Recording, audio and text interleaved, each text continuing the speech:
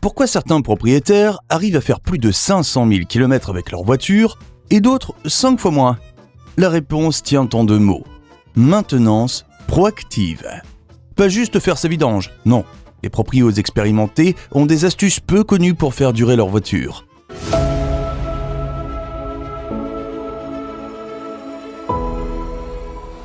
Et aujourd'hui, nous vous dévoilons 17 opérations de maintenance souvent négligées qui vous permettront de faire durer votre voiture pendant des décennies.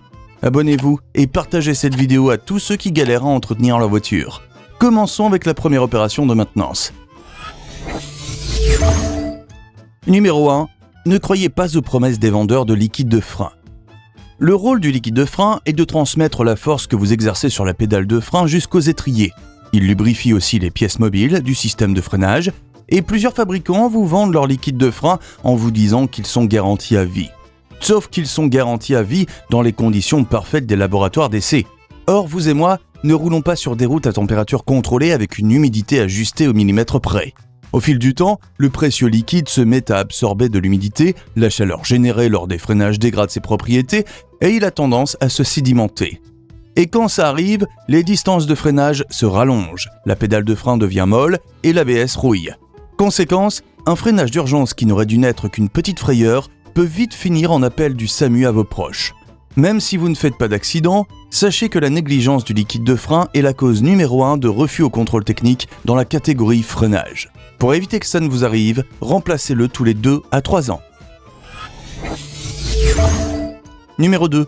Changez ce liquide fréquemment oublié. L'huile de différentiel. Toutes les voitures n'en sont pas équipées, mais dès que votre voiture dispose de l'option 4 roues motrices, peu importe que ce soit une AWD ou une 4WD, l'huile de différentiel est présente. Pour comprendre son utilité, il faut comprendre comment votre voiture arrive à faire tourner ses 4 roues en même temps, la fameuse option des roues motrices. Lorsque vous activez les roues motrices ou prenez un virage, les roues de chaque essieu tournent à des vitesses différentes. Mais le moteur, lui, continue d'envoyer la même puissance à toutes les roues. Alors, pourquoi tourne-t-elle à des vitesses différentes? À cause du différentiel. Il s'agit d'une série d'engrenages qui font office de balance entre la puissance du moteur et les roues.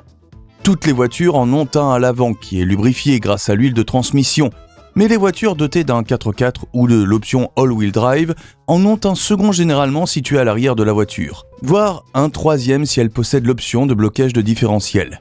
Sauf que le différentiel arrière a besoin d'une huile spécifique pour être lubrifiée, l'huile de différentiel. Et puisqu'elle n'est accessible que par l'arrière de la voiture et qu'on en parle peu, beaucoup de propriétaires oublient son existence. Résultat, elle se dégrade, s'oxyde et se charge en limaille métallique. La friction entre les pièces génère tellement de chaleur que les pièces se soudent entre elles et les roues motrices se bloquent net. Si ça vous arrive sur l'autoroute, c'est l'accident grave assuré, avec un risque élevé de décès. Pour éviter ça, faites remplacer votre liquide de différentiel tous les 60 à 100 000 km si vous faites majoritairement des trajets en ville et sur autoroute. Si vous utilisez à fond votre différentiel, que ce soit en 4x4, en franchissement, en remorquant ou en roulant simplement en montagne, c'est tous les 20 000 km ou après une immersion dans l'eau. Et si vous roulez peu, changez votre liquide tous les 5 à 7 ans car l'huile finit par s'oxyder. Numéro 3. Faire sa vidange, même lorsqu'on roule peu. Faire sa vidange chaque année, c'est la base. Pour rappel, il faut la faire chaque année ou tous les 5 à 8 000 km.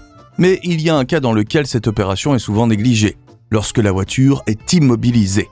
Après tout, si le moteur n'a pas tourné, alors il n'a pas consommé d'huile. Donc, tant que vous n'atteignez pas 5000 km, vous n'avez pas à faire de vidange. Pas vrai? Eh bien c'est faux. L'huile moteur s'oxyde avec le temps, que vous l'utilisiez ou pas, et en plus de se dégrader, elle accumule de l'humidité et perd ses propriétés. Et ça se ressent. Elle passe d'une belle robe dorée et fluide à un liquide noir et épais. Dès que vous constatez ça, n'attendez pas d'attendre X ou Y kilomètres au compteur. Foncez faire votre vidange. Passons au point numéro 4. Numéro 4. Remplacez le liquide de transmission. Passons à un fluide souvent oublié, le liquide de transmission. Son rôle, lubrifier les engrenages, refroidir la transmission et permettre le passage des vitesses en douceur. Contrairement à ce que certains constructeurs prétendent, ce liquide n'est pas à vie. Il s'oxyde, accumule des particules métalliques et perd ses propriétés. Remplacez-le tous les 60 à 80 000 km pour prolonger la vie de votre boîte.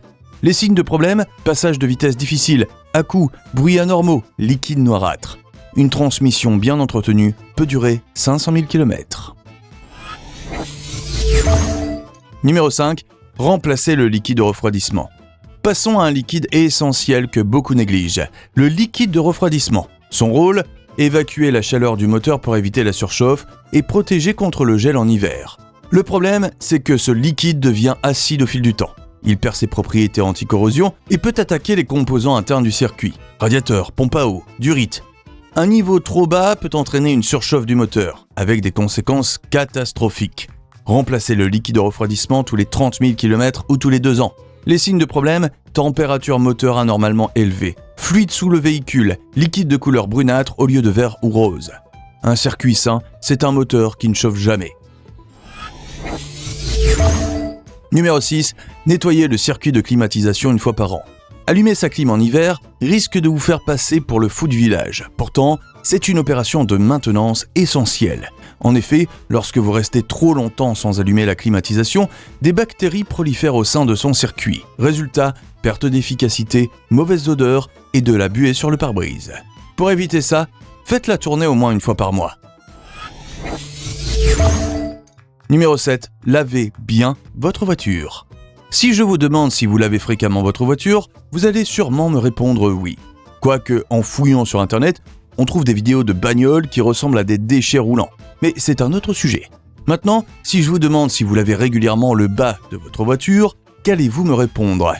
Les bas de caisse sont souvent oubliés au lavage. C'est pénible, le résultat est invisible, et puis, à quoi bon ? Sauf que c'est précisément la zone où la boue, la glace et pire que tout, le sel s'accumule.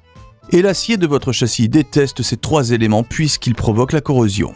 Les joints lâchent, changer une roue devient un jeu de roulette russe où vous risquez le tétanos ou perdre un doigt.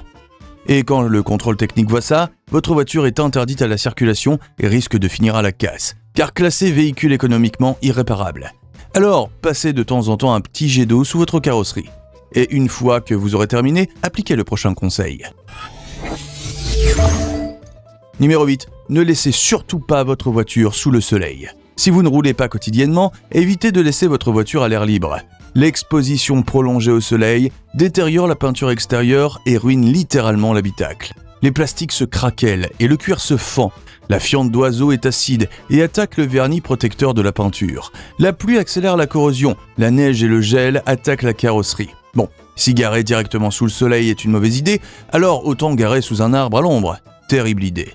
En temps chaud, la sève des arbres devient corrosive et attaque les couches protectrices de la peinture. Par ailleurs, les oiseaux adorent se reposer sur des branches et y défèquent directement sur votre carrosserie.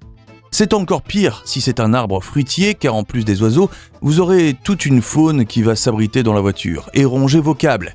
La solution idéale reste un garage ou un parking souterrain. Si ce n'est pas possible, cherchez une place de parking loin d'arbres massifs et installez une bâche sur votre auto. Maintenant que nous avons fait le tour des éléments de la carrosserie, regardons un peu ce qui se cache en dessous. Numéro 9. Surveillez et remplacez les plaquettes de frein. Sans plaquettes de frein en bon état, vous risquez à coup sûr une sortie de route. Leur rôle est essentiel. Ce sont elles qui créent la friction nécessaire pour ralentir le véhicule en se frottant au disque de frein. Alors, assurez-vous qu'elles sont en parfait état avant de prendre la route. Pour savoir si une plaquette est en fin de vie, c'est simple. Tendez l'oreille. Vous entendez des crissements lorsque vous appuyez sur la pédale de frein. La pédale de frein devient dure comme du caillou. Le témoin lumineux s'allume. Ce sont tous des signes qu'il faut remplacer vos plaquettes. Et si vous utilisez peu votre voiture, sachez que vos plaquettes peuvent se gripper. Inspectez-les tous les 15 000 km et remplacez-les dès qu'elles atteignent 3 mm d'épaisseur. Numéro 10. Remplacez la courroie de distribution. La courroie ou la chaîne de distribution. Son rôle, synchroniser le vilebrequin et l'arbre à cames pour permettre aux soupapes de s'ouvrir au bon moment. Le problème, c'est qu'elle se détériore avec le temps. Fissures, craquelures, usures. Et si vous avez la malchance d'avoir un moteur 1 litre de PureTech, c'est le pompon, puisque la courroie va se désagréger dans l'huile moteur. Quand la courroie casse, c'est l'enfer. Le bas de moteur se désynchronise du haut, les pistons percutent les soupapes et se soudent, l'arbre à cames se rompt. Bref, votre moteur est bon à acheter et vous devez en racheter un nouveau. Spoiler, les moteurs ne sont pas donnés. Heureusement, la courroie prévient avant de casser. Ça passe par des cliquetis métalliques au ralenti, des difficultés au démarrage et un voyant moteur allumé. Dès que vous apercevez un de ces signes, ou roulez plus de 90 000 km, faites changer votre courroie. Une courroie qui casse, c'est la panne immédiate et parfois des dommages collatéraux sur d'autres composants.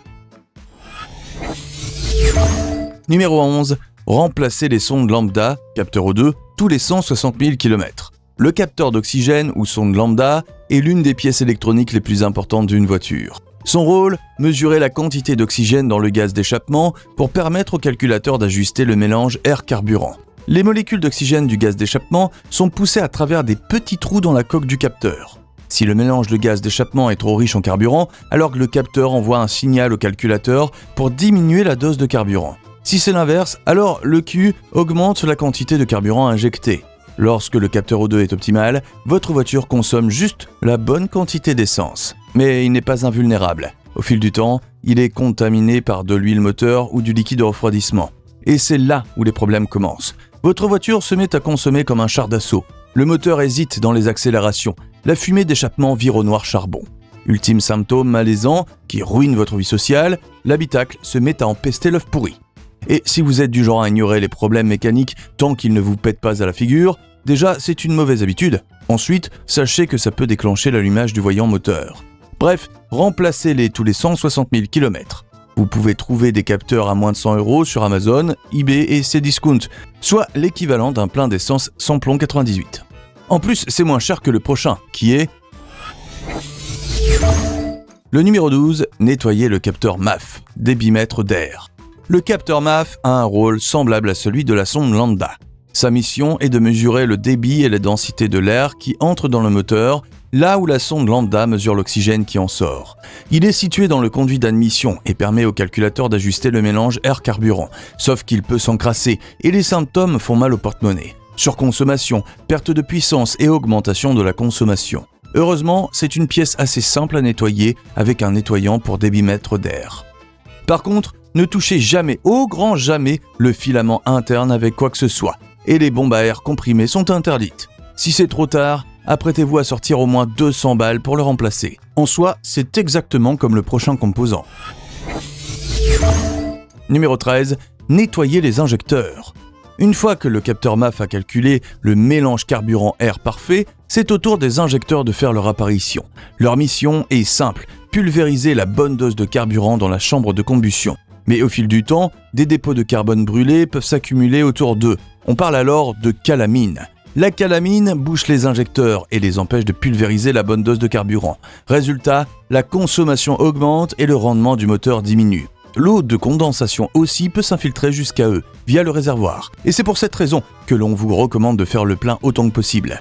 C'est encore pire si vous roulez à vide ou sur la réserve. Les dépôts de carburant accumulés au fond du réservoir sont aspirés et rayent les injecteurs. Et après, vu le prix du plein aujourd'hui, c'est difficile. Les signes d'injecteurs fatigués sont assez évidents. Une odeur de carburant omniprésente, un démarrage à froid difficile et une forte fumée noire lors des accélérations. Heureusement, entretenir les injecteurs est assez facile et peu coûteux. Tous les 10 000 km, versez un flacon de nettoyant injecteur dans votre réservoir. Toutes les stations-service en vendent et ils coûtent moins de 50 €. Si ça ne suffit pas, n'hésitez pas à utiliser un décrassage à l'hydrogène auprès d'un professionnel. Et puisque vous serez dans un garage, profitez pour faire la prochaine opération. Numéro 14. Faites votre parallélisme. Le parallélisme désigne l'alignement des 4 roues de votre voiture. Alors, ça peut paraître bête, mais au fil du temps, vos roues sortent légèrement de leur axe. Elles ne sont plus parallèles et chacune a un angle différent. Ce petit détail insignifiant a pourtant des répercussions catastrophiques. Déjà, vos pneus vont s'user de façon asymétrique et vous devrez les remplacer plus tôt que prévu. Ensuite, la voiture va se mettre à tirer à gauche ou à droite et le volant ne se remettra plus droit lorsque vous conduirez en ligne droite. Faites vérifier le parallélisme tous les 20 000 km ou après tout choc contre un trottoir. Pour corriger ça, rien de plus simple, allez dans n'importe quel garage ou contrôle technique de votre région. Numéro 15. Changez le filtre à air d'habitacle. Lorsque vous faites votre vidange, pensez toujours à changer le filtre à air de la cabine. Il protège les occupants contre la poussière, le pollen et les particules fines. Songez à le remplacer tous les 15 à 20 000 km. Numéro 16. Corrigez les petites fuites le plus tôt possible. Ceci est une règle d'or de mécanique. Corrigez toujours les défauts tant qu'ils sont encore petits. N'ignorez jamais une fuite, une petite goutte, un léger bruit même minime ou un voyant allumé. Soit elle cache un plus gros problème, soit elle va devenir une facture à plusieurs milliers d'euros. La plupart des problèmes mécaniques ont des signes avant-coureurs. Et c'est en remettant à plus tard que vous vous retrouvez à avoir des factures Douloureuse. Passons au dernier point, le point bonus. Numéro 17, point bonus. Pour finir, voici un calendrier complet des opérations à réaliser selon le kilométrage. Tous les 5000 à 8000 km, vidange d'huile, vérification de la pression des pneus, contrôle des niveaux de fluide, inspection des courroies et du rite. Tous les 15 000 km, remplacement du filtre à air moteur, inspection des freins, rotation des pneus. Tous les 30 000 km, remplacement du filtre à carburant et des bougies d'allumage, rinçage de liquide de refroidissement, changement du liquide de transmission. Tous les 60 000 km, remplacement du liquide de frein, inspection de la courroie ou chaîne de distribution, vérification des joints de transmission et cardan. Tous les 90 à 100 000 km, remplacement de la courroie serpentine, inspection du catalyseur, remplacement de la courroie de distribution si ce n'est pas déjà fait.